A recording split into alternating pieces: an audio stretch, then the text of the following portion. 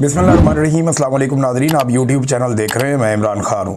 पाकिस्तान में 4 military dictators आए, उनमें से किसी के दौर में भी किसी एक को भी इतनी जरूरत नहीं हुई कि वो इस लेवल तक यहाँ तक पहुँच जाए, क्योंकि एक अवामी रद्द-ए-अमल पाकिस्तान में बहुत सख्त था। लेकिन फील्ड मार्शल आसिम मुनीर ने वो कर दिखाया जो कोई और नहीं कर सका। फील्ड मार्शल आसिम मुनीर ने अमेरिका के साथ मिलकर इसराइल की हिफाजत के लिए अक़वाम मुत्तहिदा में एक करारदाद को मंजूर करवाया। इस करारदाद के खिलाफ कौन कौन था और हक में कौन कौन था, यह है अब की सबसे बड़ी स्टोरी।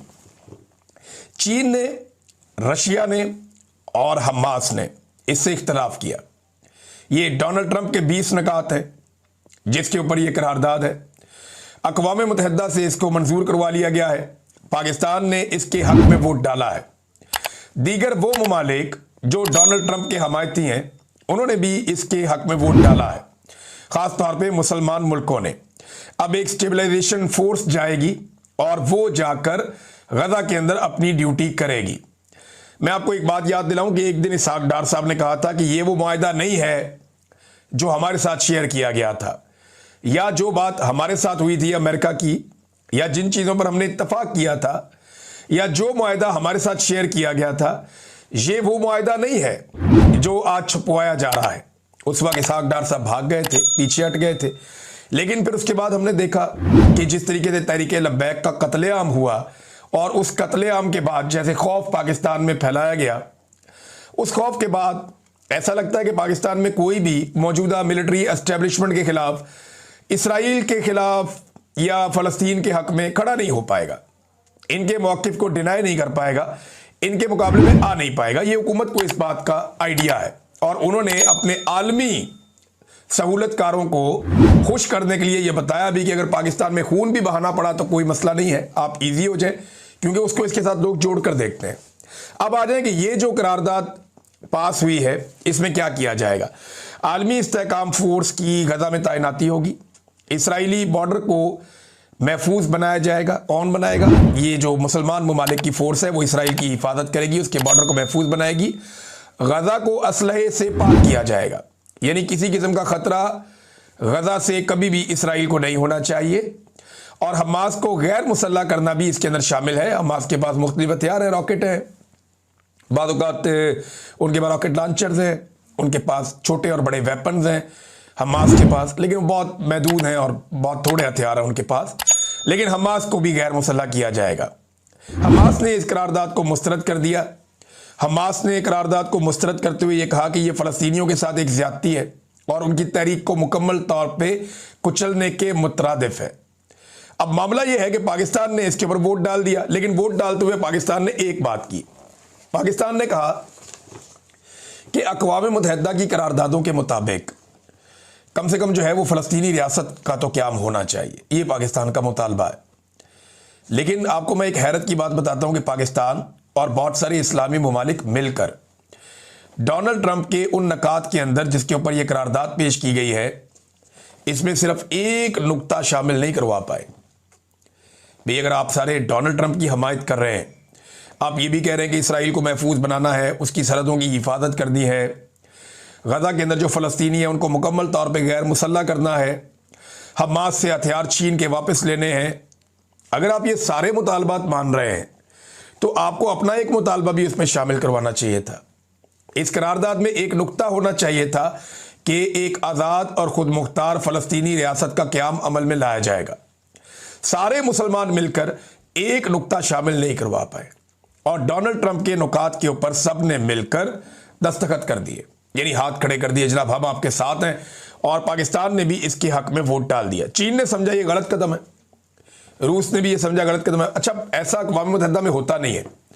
नॉर्मली पाकिस्तान का मौक़िफ़ और चीन का मौक़िफ़ एक ही जैसा होता है। भारत कुछ करने जा रहा हो, अमेरिका कुछ करने जा रहा हो, पाकिस्तान के खिलाफ जो भी चीज़ आती है चाइना उसको रोकता है पाकिस्तान के लिए। तो पाकिस्तान का मौक़िफ़ हमेशा चीन के मौक़िफ़ के साथ रहता है। लेकिन इस मरतबा क्या हुआ, पाकिस्तान का मौक़िफ़ चीन के मौक़िफ़ से अलग हो गया। चाइना को ये लगता है कि ये जो फोर्स बनाकर भेजी जाएगी ये एक कब्ज़ा फोर्स होगी और ये जाकर फ़लस्तीनियों को दबाएगी और उनकी जो आज़ादी की तहरीक है वो भी कुचल जाएगी। ये सारी दुनिया यही समझती है। पाकिस्तान में बहुत सारे लोग इसके ऊपर एतराज़ कर रहे हैं, रोला डाल रहे हैं कि हमारा तो मौक़िफ़ कुछ और था, हम तो हमेशा से कुछ और कहते रहे हैं। तारीखी मौक़िफ़ था पाकिस्तान का कि इसराइल नाम की कोई रियासत ही मौजूद नहीं है, ये नाजायज़ काबिज़ कुव्वत है, इसको तस्लीम करना फ़लस्तीनियों से गद्दारी होगी। पाकिस्तान के पासपोर्ट पर दर्ज है कि ये इसराइल के सिवा तमाम ममालिक के लिए करामत है। आज इसराइल और पाकिस्तान चंद चीज़ों पे एक साथ हैं, इकट्ठे हैं।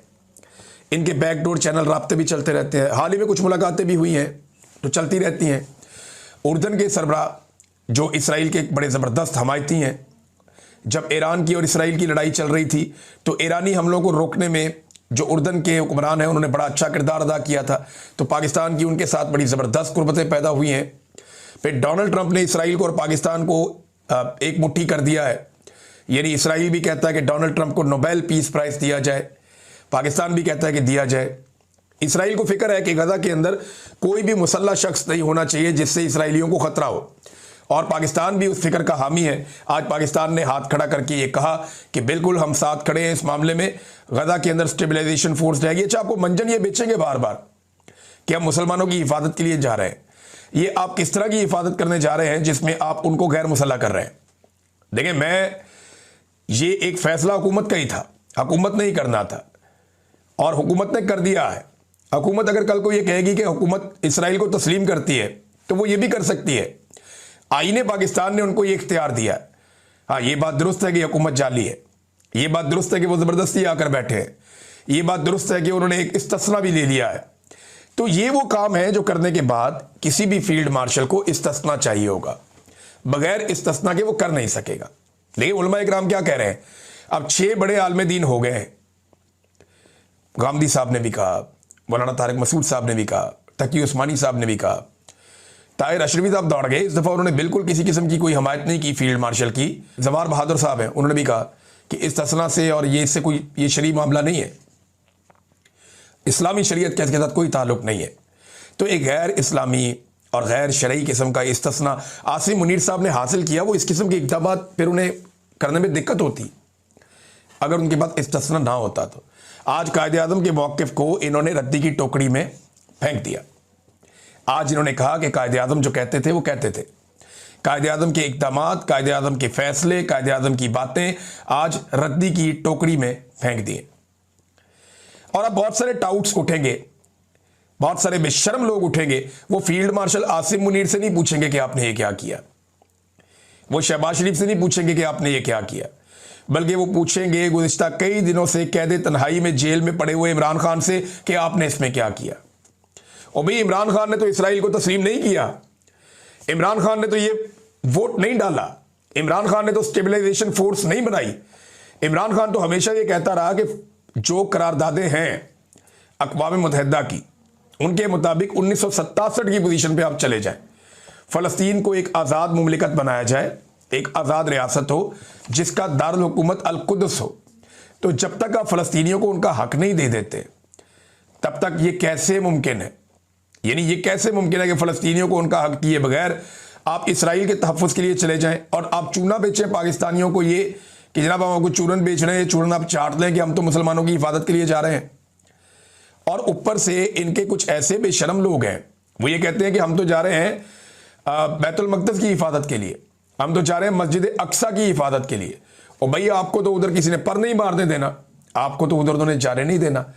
आपकी ड्यूटी सिर्फ गजा में है और गजा वहाँ से बहुत दूर है, 100 मील का फासला है। अच्छा, इन्होंने जो चीज़ें तस्लीम कर ली उनमें यह भी है कि जो बीच में बफर जोन है वो भी कायम रहेगा।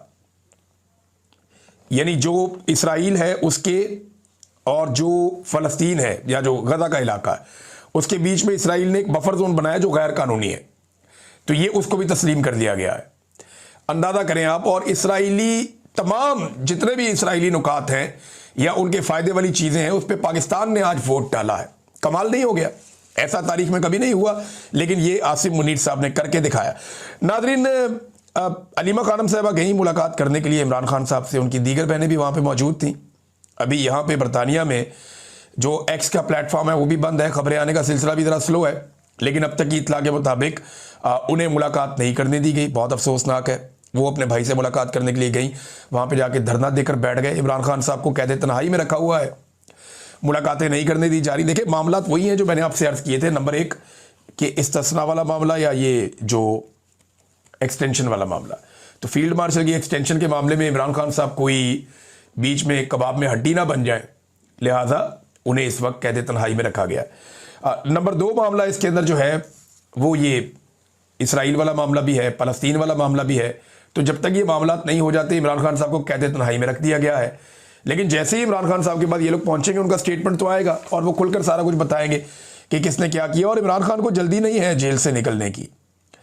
देखिए ये जो तहरीक तहफ़्फ़ुज़ आईन पाकिस्तान है, अब ये लोग स्टेटमेंट दे रहे थे, इन्होंने कहा जी जो इस्तिस्ना आदम अलैहिस्सलाम को हज़रत ईसा अलैहिस्सलाम तक किसी को नहीं मिला वो इन्होंने ले लिया है। अवाम पर फ़र्ज है कि वो अपने इमरानी मुआहदे को बचाने के लिए मैदान में आए। ये लोग निकल के इन्होंने एहतजाज भी किया। तहरीक तहफ़्फ़ुज़ आईन पाकिस्तान ने, पाकिस्तान तहरीक इंसाफ के लोग उसमें अक्सरियत में थे। ये सुप्रीम कोर्ट तक गए, पार्लियामेंट हाउस से बहुत थोड़ा सा ही फासला है।